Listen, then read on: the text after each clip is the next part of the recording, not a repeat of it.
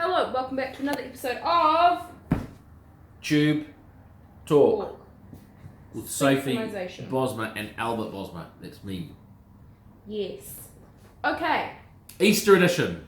Easter edition. Let's start with last week. We had two winners. Starting in Sydney, we had Rakik yesterday, which was Wednesday. Yesterday we did another of our imports, just our second import after Elward that we bought from Europe. Very exciting. He was fifth on debut over 1400 metres, and then he won over a mile, got back, charged home, was very strong on the line, and there was a big gap to the third horse. Second horse was unbeaten until yesterday as well. The exciting thing about him is he raced up to 3,000 metres in France and won over 2,400. So for him to win over a mile in Australia just shows what potential he's got when he steps up to 2,000 metres and further. He looks a very, very exciting staying prospect. So we're looking forward to his next start, which is likely to be 2,000 metres. Exactly where that is, not sure yet. Just looking through the program, may not even be in Sydney, could possibly be Melbourne, but we shall see. It's exciting times. Also, Ohi Can won at Avondale last Friday. Yeah, a horse that's had a few issues, only having a second start as a 4-year-old, but the weight has been worth it.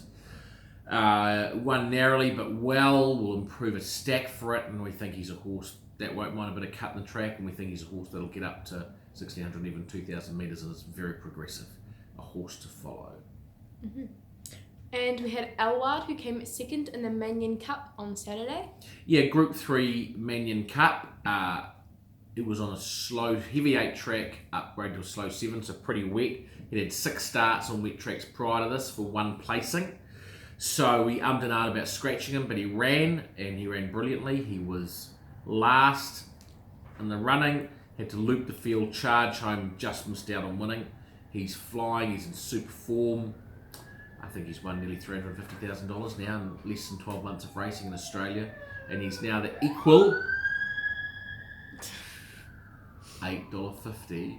That's not a siren for a protest. $8.50 favourite, $8 favourite for the Sydney Cup, $2 million Sydney Cup on the 14th of April, and he will run in the Chairman's Handicap worth $300,000 next Saturday. Nice. And we also had Top Actress come second on Friday. Yeah, very consistent. She just needs a bit of luck. She keeps drawing wide and having to do a lot of work early. Then Sam Collett, who rides her and rides her well, without a lot of luck, has said it's just confidence. As soon as she wins one, she'll be away. Bit difficult looking at her programming coming up. There's not really an ideal race for the next few weeks, so we may have to actually drop back to a mile for her before we step up to 2,000 plus again. Mm-hmm. And finally, on Wednesday, we had Zipper, who came third. Fresh up from a new campaign. She only had 3 starts prior for this for 2 thirds. She ran third again. Good run. She got back last. Ran home really well. Might have just peaked on a run late just for fitness because because she was just fresh up. Will improve for it, and she'll either go 12 or 1,400 metres next start and be hard to beat. Mm-hmm. And this week we've got 4 runners all on Monday at Rotorua. Easter Monday, nothing on Saturday. Easter Monday. Also, we should make a side note about that. We did have a very good last week. We had 5 placings. So go racing. Woo! Go racing. Go racing. And let's have another 4. Another 4. Another 4 winnings. Yeah, or another 4. Placings. Another 4 good runs. We've got 2 in the same race, so it'd have to be a dead heat for 4 wins. It's a very good point. But we will start with race 5. We've got Prince Mambo. Yeah, look, he's a horse that he is very good at his best, and I know he's been up and down. He was 5th last time where he just didn't quite sprint, and he was 4th couple of starts before that, charging home, looking good. He's just been a little bit unlucky. I'm actually reasonably confident he's not actually far off form, but he is running out of chances. He needs to hit form more, or we're going to have to look at retiring him. But I do feel he's actually going a lot better than his form suggests. He's got an awkward barrier. The 1,560 metres suits though at Rotorua. He probably wants a little bit of cut in the track. He may not get it, but certainly want to see him running well, and I think he can, and I think he'll be well over the odds. Mm-hmm.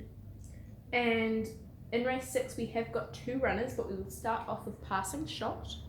Passing shot, yeah, he's dropping back in grade really from group racing. He's got 58.5 kilos to carry, but he's got barrier 1. He's a natural leader. He's certainly not the same speed in the races that has been in his last few races. He should be able to find the lead, I would think. And he seems well, he's healthy, he's bright, and it's a race where he has to be very hard to beat. Mm-hmm. And also in race 6, we've got Seize the Moment. In the same race, Seize the Moment starting a new campaign, an important campaign for him to determine his racing future, but he's come back very well. 1,200 metres is short of his best distance. He's certainly 1,400 metre miler, so that is against him. Awkward draw, but he'll probably push forward. He'll probably be handy in the first 3. And the way he's working, he can run a very cheeky race with Troy Harris in the saddle, who's come back to race riding and is riding superbly. So he's a definite top 3 chance. Mm-hmm. And our last runner for this week is race 8, Demelza. So Demelza is in the twilight of her career. She's going to be sold at the Broodmere sale at the start of May. She's got 2 or 3 runs left. We've been getting her fit to get up over ground. She gets over ground this time to 2,200 metres. She is going up from 1,600 to 22, so it's a big jump. We would have preferred to go 2,000, so she will improve for the run. Her last run wasn't quite as bad as it looks on paper. She just sort of never really got balanced up and hit the line. Sam Collett's on board, the country's leading jockey. I think she can hopefully slot across and get some nice cover and hold her up for one run, and she should show significant improvement on her last run. And I think will be improved looking at her next run, which is probably a race that's with one run under her belt. She should be going close to winning. Mm-hmm. One staying run under her belt, I should say. Nice.